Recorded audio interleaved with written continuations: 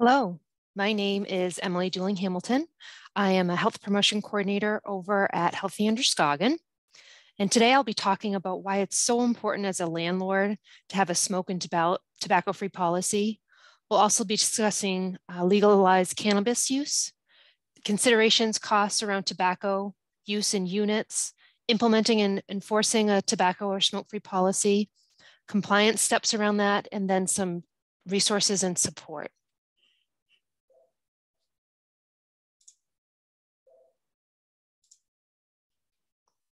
A little bit about Healthy Androscoggin.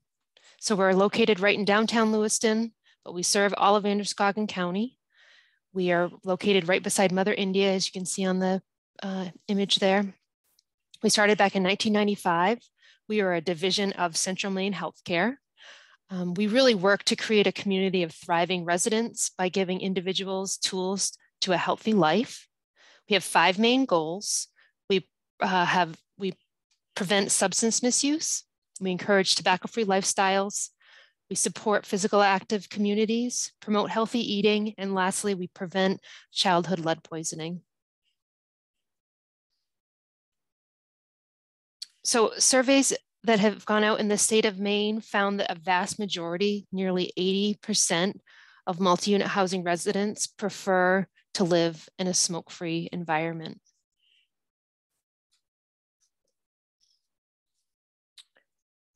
So legalized adult use cannabis. I thought this was an important topic to discuss, especially as a landlord. It's illegal at the federal level. If you as a landlord take vouchers, you cannot allow any use of any kind or subsidies. You have the right to prohibit any form, possession, or growing, and we'll go into that in the next slide. And you need to specifically state that marijuana or cannabis in lease in all forms, including but not limited to smoking, vaping, electronic devices, tinctures, edibles, and hookah. We'll go into that a little bit more in this next slide. Things to consider, right? Do you want to allow growing? What forms of consumption? Thinking about medical marijuana. Are you able to allow medical while banning adult use? So the state of Maine says, a landlord or business owner may prohibit the smoking of marijuana or cannabis for medical purposes on premise if the landlord or business owner prohibits all smoking on the premise and posts notice that to that effect on premise. That's a mouthful. There's a lot of text on this slide, but I think this information is so important. So we know that under Maine law, residents may possess 3 flowering plants, 12 immature plants, and unlimited seedlings. However, a landlord may define in a lease or policy if marijuana can be possessed, consumed, or grown on premise. This may mean leases can be limited or ban use of possession and homegrown. There's a great website called goodtoknowmaine.com where you can find out some more information about this.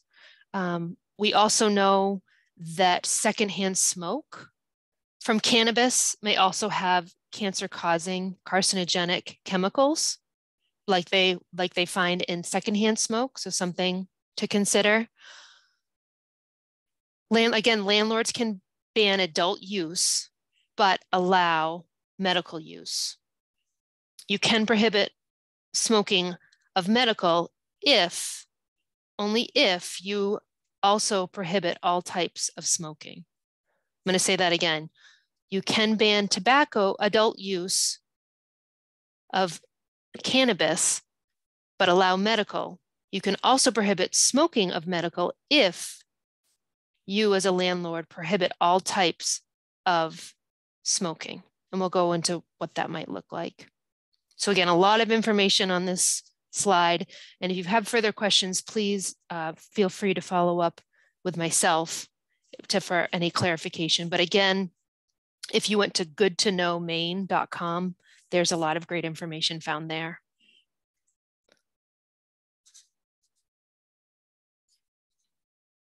So some more considerations, right? We know that I kind of talked about that vast majority, 80% of Maine residents prefer to live in a multi-unit housing that has a smoke-free environment.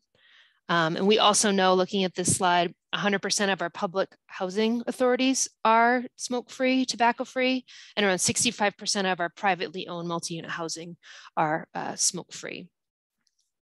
And really taking a look at separating the smoker from the non-smokers inside a building using air filtration and ventilation do not eliminate the harmful effects. We know that there's no safe level of secondhand smoke exposure, and really the air filtration systems remove the odor, but they don't remove the cancer-causing chemicals from that secondhand smoke. Thinking as a landlord, the cost. Studies have shown that unit turnover costs 5 to 10 times more, are more expensive when smoking is allowed in a unit. Some insurance companies may reward a landlord with a discount when having a comprehensive smoke-free policy. And kind of taking a look at the money, right? The monetary impact. So non-smoking, kind of a cost to rehabilitate is around $560. Light smoking, that jumps up, almost pretty much doubles to around $1,800. And then a heavy tobacco user, a heavy smoker, is around $3,500. We also know smoking is the leading cause of home fire deaths in Maine. In red on the top, please consult with a lawyer, right? I am not a lawyer. We do not have a lawyer on staff at Healthy Androscoggin. So please consult with a lawyer when thinking about your lease. We have suggestions on language, though, for best practice for that comprehensive policy. Really updating cigarette smoke to be defined to include the inhaling, exhaling, burning, or carrying of any lit cigar, cigarette, or any other tobacco product in any form. And then updating smoking to include that kind of the same inhaling, exhaling, burning, or carrying, but also including that smoking, including those electronic devices, the smoking devices, e-cigarette, e-cigar, electronic pipe, hookah, vape pen, and then also including marijuana or illegal substances. And if you have a separate drug-free policy, be sure to specifically state marijuana, cannabis, in which form, as it may not be considered an illegal substance. So again, kind of a lot this is pretty text heavy, but I thought it was really important information. And, we can provide the language, but again, really consulting with your lawyer. Thinking about a tobacco-free policy and what that looks like for implementing and also enforcing. So remember, you're not telling, your tenants they need to quit smoking. Really, a purpose is to really protect your property from fire damage or damage to the unit. When changing a policy, really kind of reminding the tenants that the policy has been adopted to protect all tenants, including people who smoke, and from secondhand smoke exposure. And on the kind of left-hand side of this slide, again, pretty text heavy, but I thought it was really important information. Kind of a map, a timeline of what happens when you do implement a smoke-free policy for your multi-unit housing units. That first step, taking a look at a policy, right? Adopting a policy. And, that second step, really discussing your decision with tenants, getting their support, and really having clear, organized communication of this plan when talking with your tenants. Kind of communicating that policy. So announcing the change to tenants with like a form of letter. And again, not all of these, but we have a letter on file that we can share. We have sample policies as well, and I'll go into the resources how we can support you folks. So again, just kind of taking a look at next steps.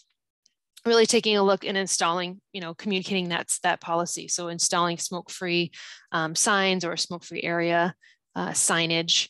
And then lastly, kind of removing those ashtrays or receptacles where smoking materials were disposed of, or if you're, kind of just moving that away from the unit and it's still kind of on campus, moving it away, at least they suggest around 25 feet from any facility entrances would be preferred.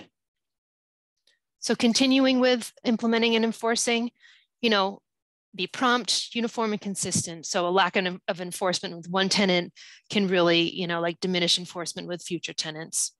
Prompt, consistent action will send a clear message to everyone in your building that smoking, isn't allowed. Smoking is seldom the only violation. A tenant who breaks one lease condition is most likely to break others. If you can come to a point where the tenant needs to be evicted, be sure to include all these violations in your eviction notice, including all stances of recorded smoking violations. And lastly, maybe having a smoke-free policy infraction guide. This can help guide, handling policy infractions as well, something to consider. Again, a pretty hefty text on the slide, but again, I just find this information so important. I'm gonna move myself up so you can see. So complying, right? Some compliance steps to think about if and when you adopt a smoke-free policy for your units. Start with a verbal meeting with residents who are violating the policy. A resident complaint may prompt to knock and talk. The resident does not have to answer the door, nor do they have to let you in. But if the door opens, it is an opportunity to have a friendly talk about the policy. Document the visit and whether or not you smell smoke inside the unit. Another compliance step, follow up the visitor with a letter acknowledging the conversation and the outcome. 3, if the problem persists, write the first written violation letter to the resident. Depending on the circumstance, and a repeat violation may result in a final written violation letter. If the violation persists, issue a termination notice. And lastly, if the resident remedies the situation initially, but then the problem kind of begins within 6 months of the termination process, an immediate termination can be issued. Sorry, I stumbled on that word. So again, a lot of text on this, a lot of information I've thrown at you. I have this, kind of skipping to the next. I have resources at the office that I can share with you. I have sample policies. I have, a printout of compliance steps. I have, a sample letter for folks, for landlords, for the tenant information. If and when you do adopt a comprehensive best practice policy, you're eligible for free signage. And some of it you can kind of see on the right-hand side. There's also like window clings or decals, and there's other materials that I can provide as well. Again, I have sample tobacco-free lease addendums or sample policy language that I've included. Those fact sheets, whether it's about cost or turnover, implementation and enforcement tips that I kind of went over today. I have that, again, all in hard copy if you're interested. And I can provide free technical assistance if and when you're interested in adopting and implementing a smoke or tobacco-free policy for your multi-unit housing. Another great resource, I mentioned Good to Know Maine. Another one is smokefreemaine.org. That has a plethora of great resources as well as a landlord looking to adopt a smoke and tobacco-free policy.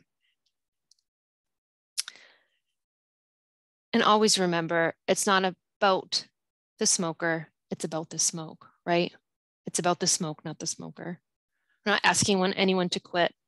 We're asking them not to use tobacco or smoke tobacco products in their units for many reasons, right? We talked about those reasons today.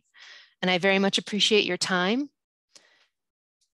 Emily, I work over at Healthy Androscoggin. It's my email listed right there, phone number. And we also have some great resources as well on our website, healthyandroscoggin.org. If you're interested, I thank you again for your time.